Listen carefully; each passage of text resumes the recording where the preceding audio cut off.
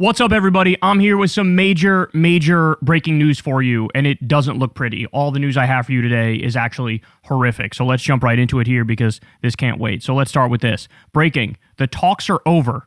Bloomberg reports that Special Envoys Steve Witkoff and Jared Kushner left Geneva disappointed with the progress of the talks with Iran. So this is a bad sign because what this means is there's a push towards war. And in fact, it looks like the decision has already been made at the highest level. It looks like Trump said, let's go to war, because I'm going to show you a lot of evidence to that effect in just a second here. In fact, the attacks can start at literally any minute.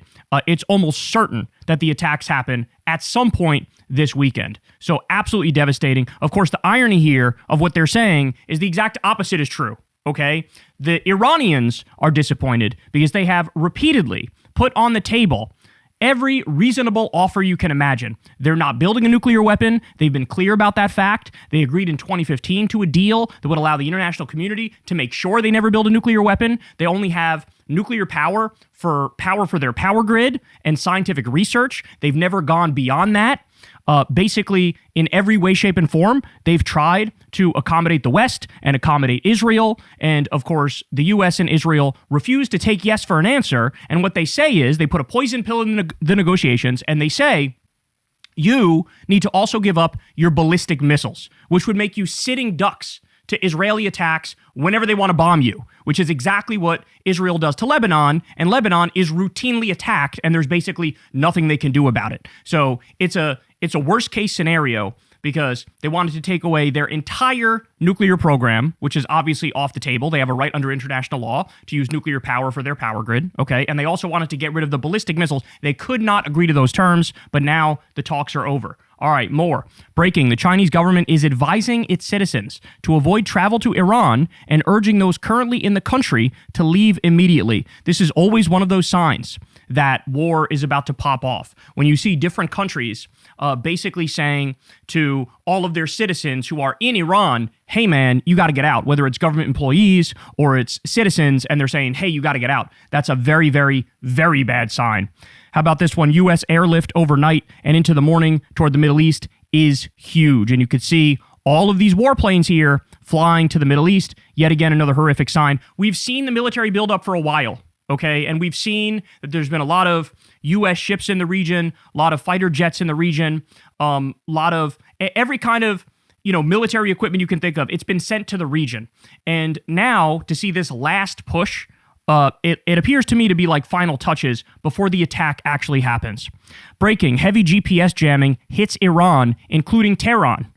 Okay, this happened last night. Yet again, not a good sign. Newswire says U.S. has evacuated all non-essential staff and their families from its embassy in Israel.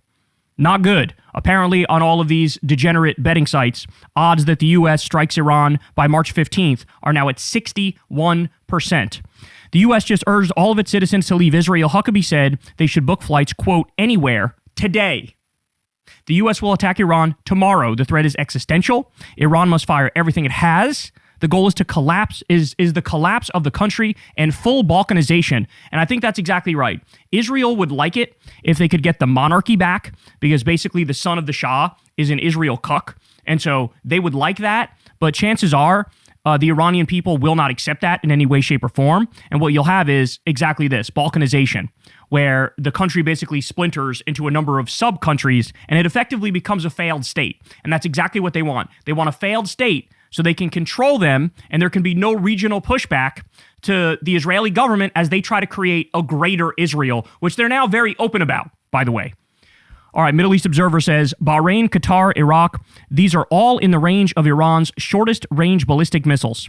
It's the easiest targets to destroy with cheap and old missiles. Before war, it's the first bases that the U.S. has to evacuate. And this is exactly what they did. They will use other bases and attack platforms that are much further in range to force Iran to use long-range missiles. It's safer for Americans and easier to detect than short-range missile salvos. And you can see here, Middle East Observer also said, evacuation from Qatar, evacuation from Iraq, withdrawal from Syria, evacuation of the Fifth Fleet from Bahrain. That's a bigger sign of war than an aircraft carrier. And you could see here, all evacuated, and here's a picture of one of the evacuated bases. All right. Yoav Gallant. the defense minister in Israel, tweets this, very cryptic. The coming weeks will shape the coming decades in the Middle East. The coming weeks will shape the coming decades in the Middle East. Now, by the way, this is one of the guys who's guilty of genocide. This is one of the guys, I think he's the one who said cut off all food, fuel, water, and electricity for all of Gaza's 2.3 million people because of the actions of Hamas, which only make up about 30 to 40,000 people. So announced collective punishment, did a genocide. Now here he is tweeting on the eve of a massive new illegal and offensive war in the Middle East. He's saying the coming weeks will shape the coming decades. Very, very devastating. All right, the Cradle says Trump advisors want Israel to attack Iran first and let U.S. troops get hit to muster public support for war. Understand what they're saying here. Trump's saying, look, I want to help you, Israel. I want to do the war for you, Israel, but I need a little something more that I can use to justify it to the public. And so internally, Trump is telling Israel, you guys attack Iran first. Iran will then fire back and they'll, bomb U.S. military bases, for example. They have some ballistic missiles that could sink a U.S. ship, which would mean deaths of U.S. soldiers. Trump is literally saying, I will make a blood sacrifice of our own soldiers at the altar of the military-industrial complex to then turn around and justify to the American public, well, we have to go to war now. Iran just killed our people. What do you want me to do? But the whole thing is planned out. The whole thing is staged. He's saying, Israel, you attack, you go on the offense. When Iran fires back and attacks us, I'll say that they did the offensive attack. Openly planning to lie about the chain of events.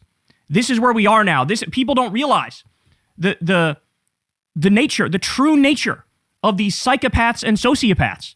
This is it. This is it. They're willing to sacrifice your kids, which is unbelievable. J.D. Vance is running around like a chicken with his head cut off, allegedly behind the scenes saying don't go to war, but then in public basically making the case for war.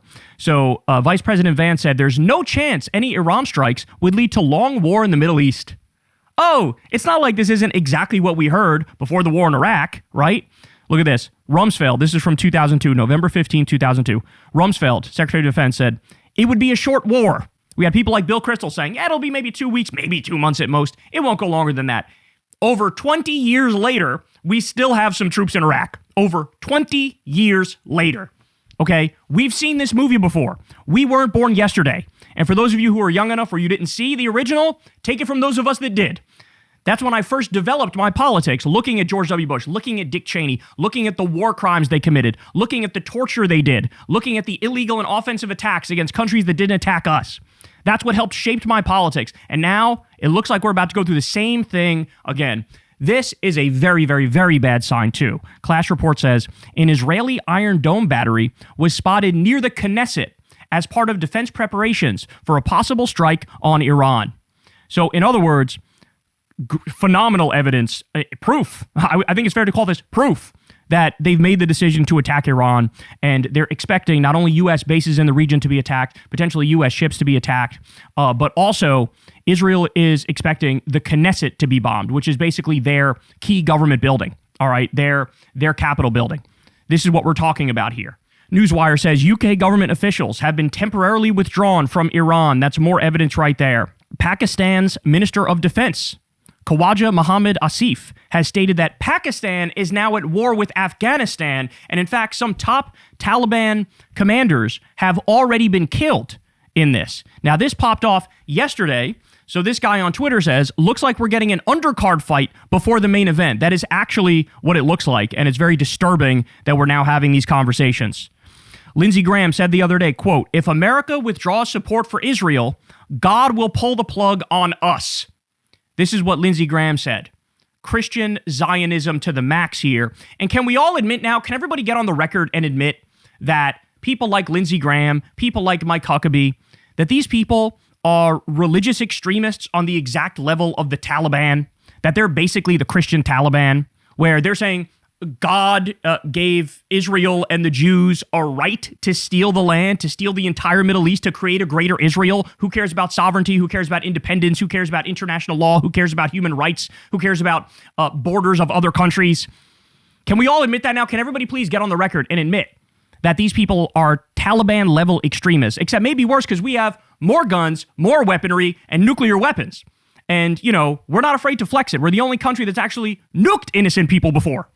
Okay? But here he is saying, don't you dare ever withdraw support from Israel, because if you do, God will pull the plug on us. This is psycho talk. This is cuckoo for Cocoa Puff stuff. Responsible Statecraft has an article out. Veterans urge Trump to reject war with Iran. Well, it looks like he is not listening. Imagine preparing for a major war with Iran over their nuclear program when this is the official White House website. And here you see it says, Iran's nuclear facilities have been obliterated and suggestions otherwise are fake news. This was from June 25th. After what they call the 12-day war, the first illegal bombing raid done by the U.S. and Israel against Iran. Okay? June 25th, not that long ago. The nuclear programs are totally destroyed. Trump said, it's over. Anybody who says otherwise is lying. It's fake news. The fake news media. Well, we went from they're all destroyed to we need to do war to get rid of their nuclear capabilities. I mean, they're not even trying anymore. They're not even trying anymore. At least for the war in Iraq, they literally did 2 straight years of relentless propaganda trying to argue that Saddam Hussein worked with Osama bin Laden and was responsible for 9/11 and killing thousands of Americans. Okay? So that's why you had like 80%, 90% of the American population saying, yeah, go to war with Iraq. It's like we view this as defensive, right? It was because of that relentless propaganda. Trump is not even trying to do propaganda. It's just like, we're just going to do the war. By the way, the polling data on this, you're going to love this. The highest number I've seen, support for Iran among the American public, 28%. The lowest number, 5%. 5%. So he's going to do what 5% of the American public wants against the overwhelming majority of the American people. And by the way, it's completely and utterly illegal in every way, shape, and form. Okay? Because Congress would have to approve it. They haven't approved it. So this alone is impeachable. This alone should get him hit with the 25th Amendment. This should get him kicked out of office and locked up, for that matter. Indicted, convicted, locked up.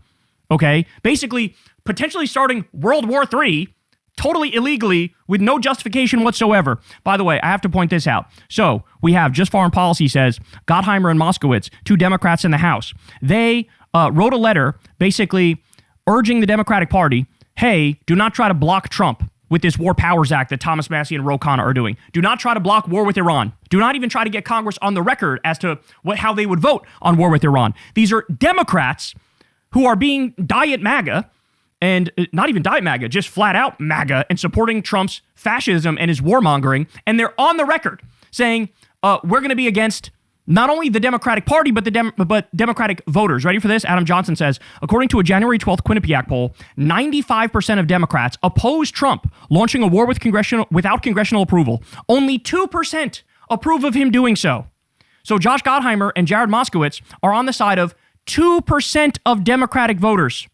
For reference, 5 times more Democrats, 10%, think Biden stole the 2020 election. They're representing 2% of the Democratic base. Ladies and gentlemen, they should be kicked out of the Democratic Party. Not only should they resign, they should be stripped of being Democrats, because they're not Democrats. They're Democrats in name only. This is dino shit. And it's time we have a muscular Democratic Party with backbone that stands up to people like this, who are basically ops. They're Republican ops. They're military-industrial complex ops. Just absolutely disgusting stuff. All right. So that's what we're looking at with Iran. I'm going to be here to give you guys updates as soon as we get more updates, because I got my eye on this like a hawk, because it looks like shit's about to pop off, bro. It looks like it's about to be worst case scenario. And then we'll have to see. Is Trump trying to do the thing where he's like, oh, I do a little bombing raid, and then I say, now you're going to agree to all my terms? But again, Iran is in a position where they can't. If they give up all their ballistic missiles and they give up their full nuclear capabilities, even for their power grid, that destroys the country, and it makes them sitting ducks for Israel to do regime change anyway, right?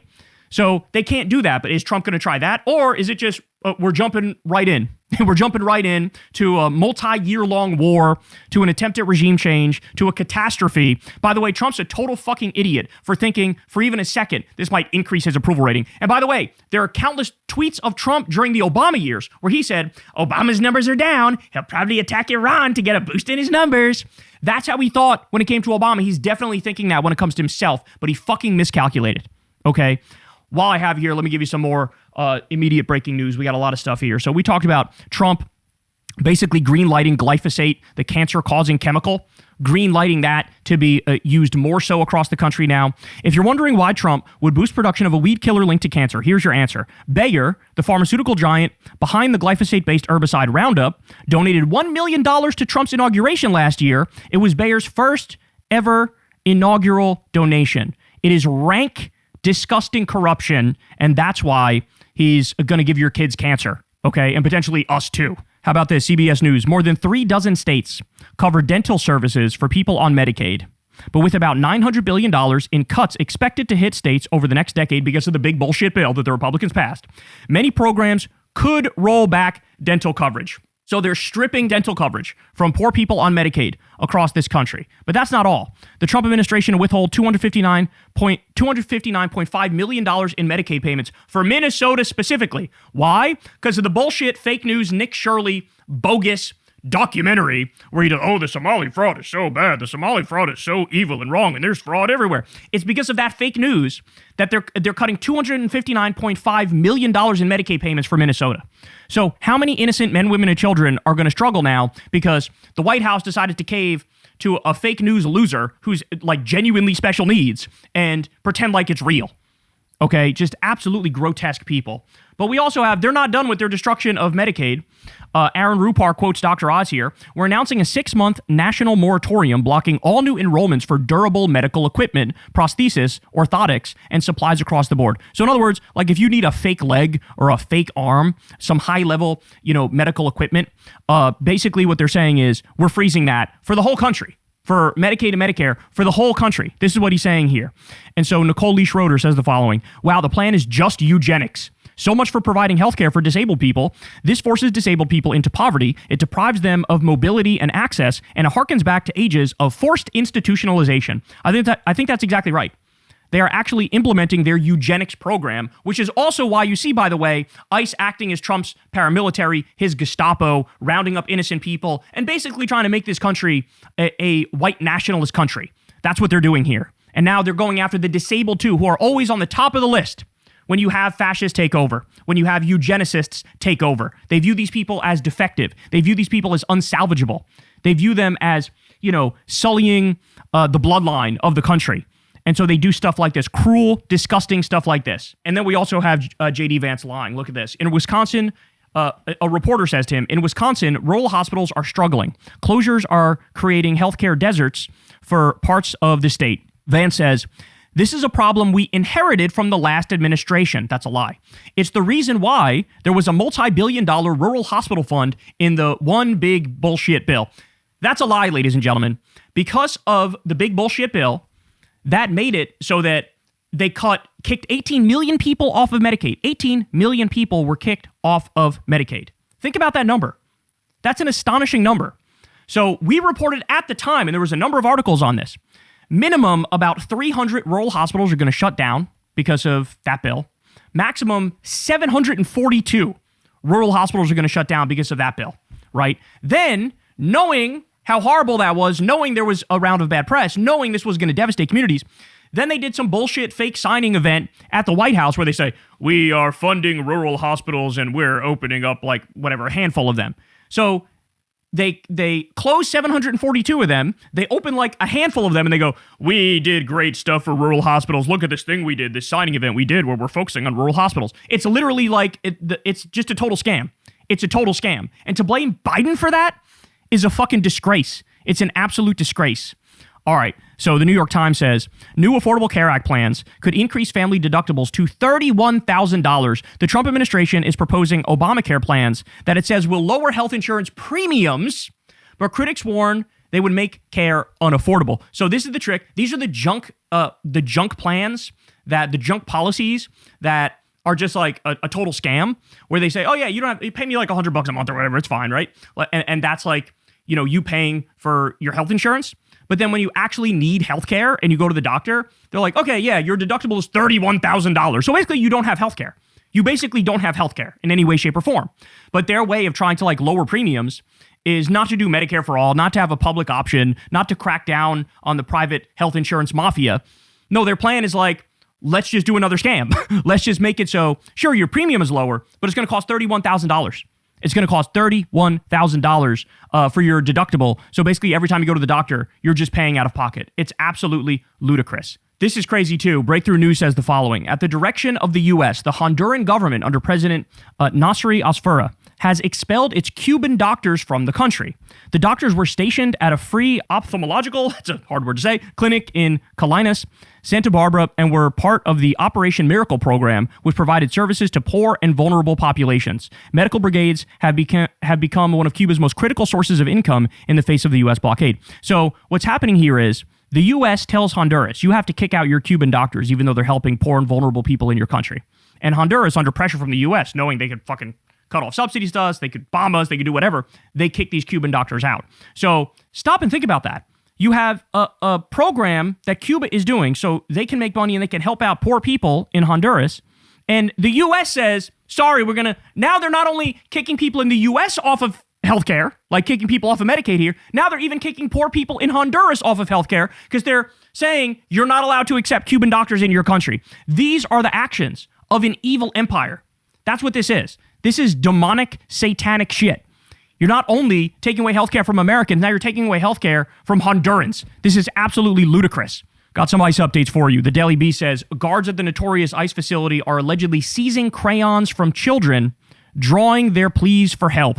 Yes, it is just as despicable and disgusting as you think it is. And every time we see a story on this, it's just like the Nazis are doing Nazi shit. Speaking of that, by the way, we have a new episode of Crystal, Kyle, and Friends tonight. We talk to Griffin, who's actually the producer for Breaking Points. We get into a whole bunch of different things. We talk about this story quite a bit, by the way, okay? And we got into a bunch of other stuff as well. Sign up below on Substack for Crystal, Kyle, and Friends. You can see the full interview and you can see the full conversation, not just the teaser clips that drop on the YouTube channel, okay? But we do talk about this story some more there. But listen to this. There was this Rohingya Muslim refugee who literally survived a genocide and is in the U.S. legally as a refugee. He's blind, okay? So they rounded this guy up, the ICE Gestapo thugs did, and they realized, okay, well, they held him for, I don't even know how long, but they held him for a while. Then they realized, okay, we got to release this guy. They dropped him off at a Tim Hortons at 8 o'clock at night in the freezing cold in Buffalo, okay? Buffalo at night in the winter, horrible, right? And the Tim Hortons was closed. It closed at like 7 and it was 8 o'clock. They dropped him off, or it closed at 8 and it was 9 o'clock. He dropped him off, something like that. And he wound up dying. He's blind. There was nobody there to help him. He was wandering around in the darkness until he fucking died of probably hypothermia. Okay? That's what these disgusting freaks did. So Sam Stein points out, DHS spent today replying to individual tweets saying they left this man in a coffee shop determined to be a warm, safe location, only for a video to emerge tonight showing it was the middle of the night, cold, and the coffee shop was closed. So the DHS is on Twitter trying to reply to critics and swat aside the criticism. Meanwhile, no, you guys literally dropped off a blind man who then froze to death because you simply do not give a single solitary fuck about these innocent people whose lives you're ruining. In fact, I think the sadism is the point.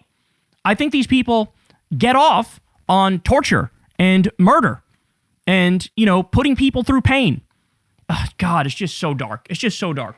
The Senate Judiciary Democrats say, breaking, another person has died in ICE custody per required notification to Congress. The deceased had a history of severe medical complications, was detained for over a year, and didn't receive necessary care. We've been hearing countless stories like this, where people don't receive their medication, don't receive their pills, don't receive the health care that they have a human right to. Countless stories, and now another person died. What are we on now? It's over 40. I know it's over 40 people, including one there was evidence he was lynched. I mean, we are dealing with something that, even I thought not that long ago, we could never fall this low. No, we're there. We are absolutely there. When people say it can't happen here, they're wrong. It is happening here. This story's crazy. Everybody's talking about this. Ron Filipkowski says, what the fuck are these bumbling incompetents doing? So he cites this AP article. The U.S. military used a laser Thursday to shoot down a seemingly threatening drone flying near the U.S.-Mexico border. It turned out the drone belonged to Customs and Border Protection, lawmakers said. The case of mistaken identity prompted the Federal Aviation Administration to close additional airspace around Fort Hancock, about 50 miles southeast of El Paso. The military is required to formally notify the FAA when it takes any counter-drone action inside U.S. airspace. It was the second time in 2 weeks that a laser was fired in the area. The last time it was CBP that used the weapon and nothing was hit. They're not only fascist, they're not only evil, they're also just genuinely incompetent and stupid. The U.S. military is now using state-of-the-art lasers to shoot down Customs and Border Protection drones because it's a bunch of idiots in both of those agencies. How about this? The Anthropic CEO just said AI will wipe out 50% of lawyers, consultants, and finance professionals within 12 months, within 1 year. Within 1 year.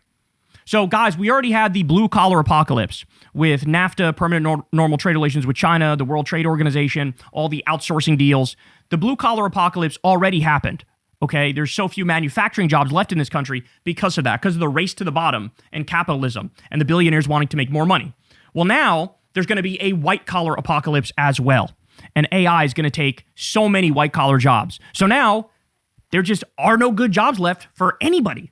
And I don't think these billionaire assholes have stopped and thought about this. Hey, what happens when nobody has any prospects for a bright future? Nobody does. And then like the top 0.01% has all of the fucking wealth. Bad things happen. I think bad things happen. This is incredible. This is probably the only piece of good news that we'll see today. Prim Thakur says, the first time in Gallup history, more Americans sympathize with Palestinians in the Middle East situation than with Israelis. 41% of Americans sympathize more with Palestinians. Only 36% sympathize more with Israelis. Again, the first time in history. That's incredible. Democrats are pro-Palestinian by plus 48. Independents pro-Palestinian by plus 11. Young people 18 to 34 pro-Palestinian by plus 30. And then 35 to 54-year-olds are pro-Palestinian plus 18. And then when you look at this in chart form, this is crazy, dog. American sympathies in the Middle East situation. Look at the collapse. That, by the way, that's relentless propaganda keeping the Israelis' number high and the Palestinian number low.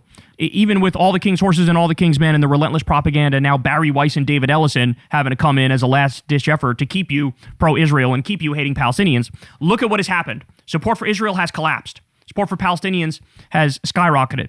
Well, I wonder why that is. I wonder if something happened within the past few years that would maybe explain this. Maybe I'll think a little bit more about that and get back to you guys. Another huge deal, and we talked about this a little bit last night too. The Paramount and Warner Brothers deal is not a done deal, says Rob Bonta.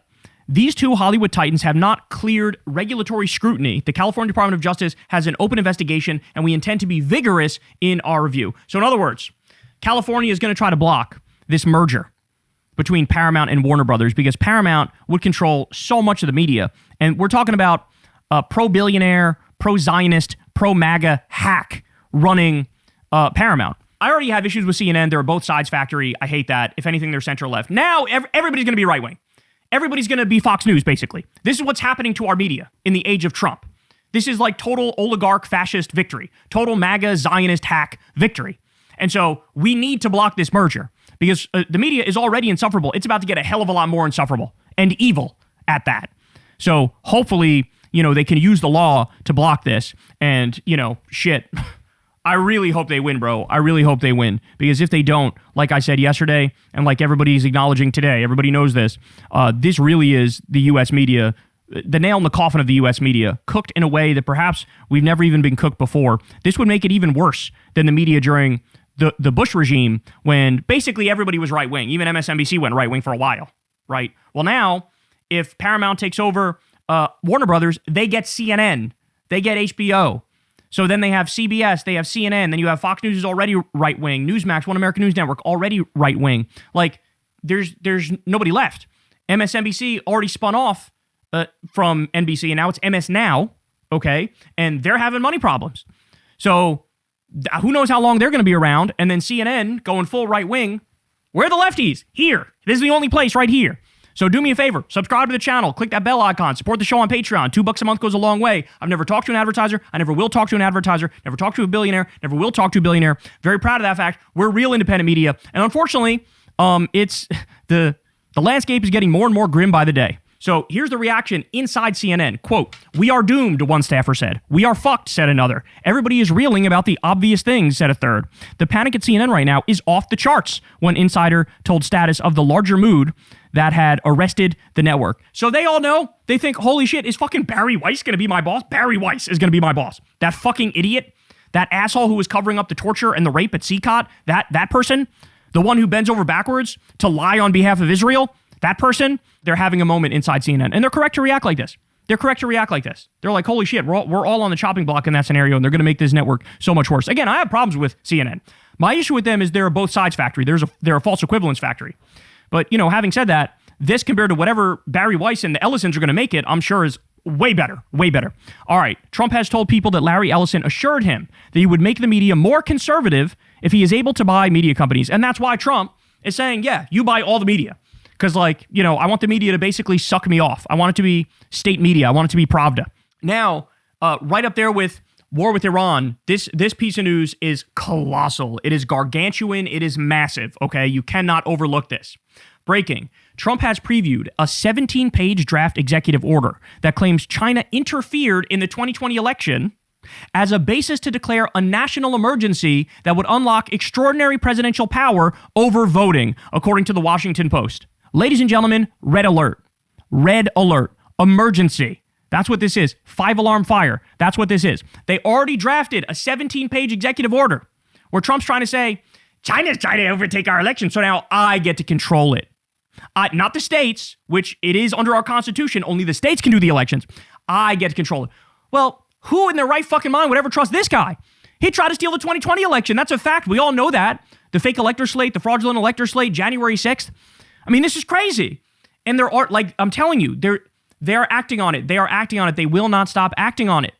They are going to try to steal the election. How many ways can they tell you they're going to try to do it? Trump basically said this in a New York Times interview that we covered on this show. Okay, basically, we shouldn't even have an election if you think about it. That's what he said.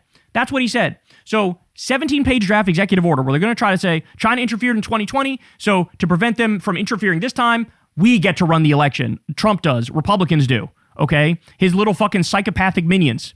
MAGA figures like Michael Flynn, MyPillow CEO Mike Lindell, and Patrick Byrne have been involved in discussions regarding the draft executive order to declare emergency ahead of midterms per sources. This is from ABC News. Guys, these are the biggest psychopaths in the country. These are people who are in fucking La La Land.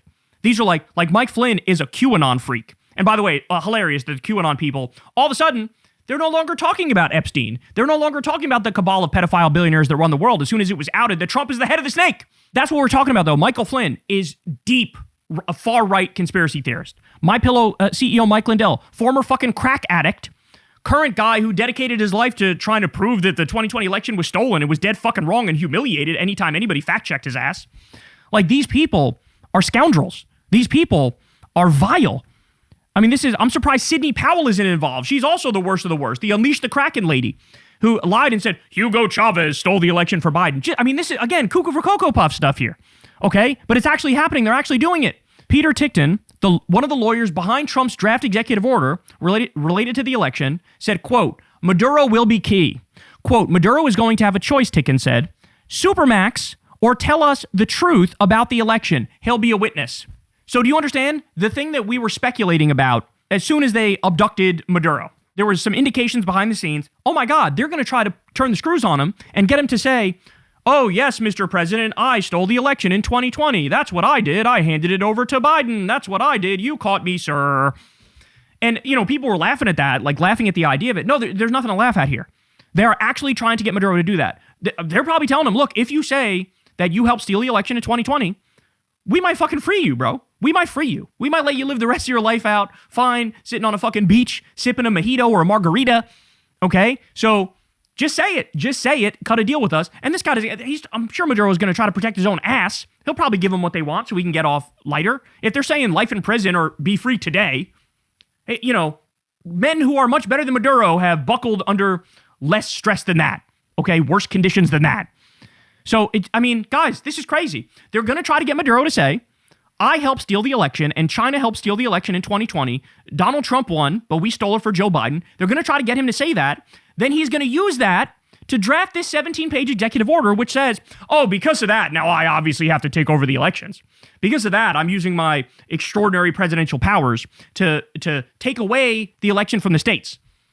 Guys, again, red alert. I need every Democrat, every person involved in the legal profession here. Mark Elias from Democracy Docket. I hope you're watching this, bro. You guys got to act. You guys got to act. We need immediate court injunctions on all of this stuff to block anything Trump tries to do with federalizing the elections. We need to block that. We need to snuff it out in the crib Because if he even can follow through on this thing for 1 second, the integrity of the election is destroyed. It is soiled. In an overlooked decision this week, the Supreme Court ruled that the post office can refuse to deliver your mail, which is kind of significant if you choose to mail your ballot. Guys, I've been telling you, vote on fucking election day. For the love of God, you have to vote on election day. Because we don't want a red mirage scenario. We don't want it to be that Republicans are up when you count the day of first, but then when the mail-in ballots come in after, then Democrats take the lead. Because that's what Trump will use to say, fraud, it's fraud. Right? That's what he did in 2020. He'd do the same thing here. We can't have a red mirage. We need to be up the whole time. We need to be up on the day of votes, and we need to be up in the mail-in votes. But I want everybody to vote on the day of votes. And there's another reason why. The Supreme Court ruled that the post office can refuse to deliver your mail, and then you can't sue them, by the way. You can't sue them. So ready for this? Trump has made it clear he wants to eliminate mail-in ballots. And the Supreme Court ruled 5-4 that the U.S. Postal Service cannot be sued for failing to deliver mail, even if the failure was intentional. Even if the failure was intentional. It's all happening right in front of our eyes. I need everybody to wake up. Everybody needs to wake up. So New York Times has this piece. Donald Trump has a $1 million a head dinner tonight at Mar-a-Lago for his super PAC. Now, will that stuff be used? Will he personally profit from that? Will that stuff be used on the midterms, or will it be used for a 2028 run? These conversations need to be had now. They need to be had now, but the corruption is off the charts. Off the charts. Washington Post says, breaking news, a federal judge found that the IRS violated federal law approximately 42,695 times when it shared confidential taxpayer addresses with immigration enforcement officials last summer. Like the federal court says, that absolutely breaks the law. And one of the reasons it breaks the law is you make it so that immigrants are now incentivized to not pay taxes if they can steal all the private information from the IRS, from the tax agency, and then use that to try to deport you. Like, you're incentivizing people to not follow the rules and not follow the laws. When ICE Gestapo thugs show up at immigration courts and make it so the people who are following the process and following the laws get fucking abducted, right? Well, then the message you're sending is, do not follow the law. Do not do that. Do not show up to your immigration hearing. Don't do that. Do not pay taxes. We're going to use that to come after you. And that's what these psychopaths have done. They've destroyed law and order in this country. And they're acting with total impunity. And by the way, here's my question. If they violated the law 42,695 times, why is nobody in jail yet? That's my question. Why is nobody in jail yet if they violated the law over 42,000 times? This is disturbing, but Colin McCarthy says, it hit a staggering 98 degrees Fahrenheit in Arizona today, the hottest February day ever recorded in state history. That's the average high for nearby Yuma on May 27th. This is not normal. So I've been seeing a lot more of these temperature records being broken. And this is what happens when you have climate change. You have more extreme weather events across the spectrum, including like extreme cold snaps, because, the Arctic air mass oftentimes breaks free from the North Pole now because of climate change. And that makes it so you get like low temperature records, but also high temperature records. And of course, the trend line is that temperatures go up. But we're seeing stuff like this all the time now. And this is at the same time that Trump came out and said, the EPA is no longer allowed to do environmental protection anymore. Sorry, you can't even do basic protections against pollution. We're going to destroy the Clean Water Act. We're going to destroy the Clean Air Act. You're going to suffer. We're going to deregulate cancer-causing PFAS. Like we're letting industry run wild at a time when we need to rein in industry and move towards green and renewable technology. And China is kicking our ass cheeks when it comes to that. Then I also have this from LendingTree. Households with 2 kids need to earn an average of $402,708 to comfortably afford childcare. Households with 2 kids need $400,000 to afford childcare. There is no middle class in America anymore. The middle class has been squeezed out of existence, okay? Personal debt has skyrocketed. We don't have a social safety net in this country. We don't have a functioning system. And so everybody is squeezed. You're either a slave peasant or you're like top 1%, okay? I haven't looked at the numbers leading into this segment, but if you make $400,000 a year, you're probably top 2%, top 2 or 1%, thereabouts. So like basically what they're saying here is 98% of the country cannot afford childcare. And even if you say, hey, I don't believe this number, their methodology is flawed or whatever, let's cut it in half for argument's sake. If you need to make $200,000 or more to afford childcare for 2 kids, well then that's like what, top 6% of the country or something like that? So it's still like 90% or so that can't fucking afford it. So this country has turned into one giant scam. That's what it is. The country is one giant scam. Like it's AI bullshit. It's gambling. It's OnlyFans. Like I said, the blue-collar apocalypse was the outsourcing of all the jobs. Now the white-collar apocalypse is AI. 34% of entry-level jobs are already gone because of ChatGPT. Like, this is not sustainable. And this is at the same time we have gilded age, income, and wealth inequality. Well, what do you expect to happen when you say there's no hope for anybody? There's no hope for a good future for anybody. You don't have a choice. Just absolutely, absolutely disturbing. And then finally, we'll end with this. This is an article in Politico here. New, Lutnick is in hot water. Trump confronted Lutnick at Mar-a-Lago over the holidays over how much money Lutnick's sons were making. Cabinet members and senior White House officials, wary of his brash and controlling style, quote, no one's allowed to talk to this interagency without Howard giving explicit approval. He's developed a reputation for jumping into deals with little expertise and not enforcing follow-through with companies and countries on the $18 trillion in pledged investments. By the way, that's bullshit. There never was $18 trillion, so I don't know how you could hold him accountable for that.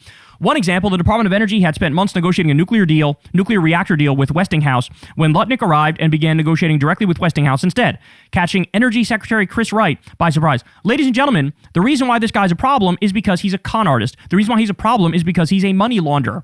He's a fucking snake. He's a parasite. All he does is leech off of the system, and that's what he's doing here. He is trying to get his cut. Just like Steve Witkoff and Jared Kushner, they're not actually doing foreign policy. They're doing mafia politics where they're taking their cut on shit, okay? That's what's going on with Lutnick. He's a criminal. He's a criminal. You saw how brazenly he lied about Epstein. A guy who can lie about Epstein that brazenly can lie about anything that brazenly. This is what he does. He's a crook. And so the only part I don't buy is that, oh, Trump was really mad at him. Or no, the whole regime are crooks. It's possible Trump is going to make him the fall guy and axe him. That's possible. Say, oh, we cleaned up the corruption because we got rid of this one guy who's just as corrupt as everybody else. That's possible, but I don't know how anybody could be surprised at this point. The whole regime, it is literally a criminal cartel. It is a criminal syndicate. That's what we're looking at. And so we'll see. We've seen stories like this before. Kash Patel is on thin ice. Chrissy Noem is on thin ice. Pam Bondi's on thin ice. Now Howard Lutnick is on thin ice. He hasn't gotten rid of any of these people yet. Why? Because again, in this term, unlike the first term, these are all sycophants and loyalists, and they suck them off on a daily basis. And so that's the thing Trump actually cares about. How loyal are you? And if you're super loyal and you're doing crimes with him and he gets his cut, he's got no reason to fucking axe you, no matter what the media says. So anyway, there you have it. There are your updates. Like I said, I have my eyes on the news, and I'll be watching it like a hawk because we are on the brink of that war with Iran, okay? And you'll probably hear from me more shortly. And also, sign up on Substack below for Crystal Kyle and Friends. You can see the new episode that drops tonight. You'll get a couple teaser clips, but go watch the whole thing. All right, I love you guys, and I'll talk to you soon. Hey, y'all, do me a favor and like and subscribe. It helps out big time in the algorithm. Click the bell as well for notifications when videos drop, and watch that video on screen right now. You know you want to.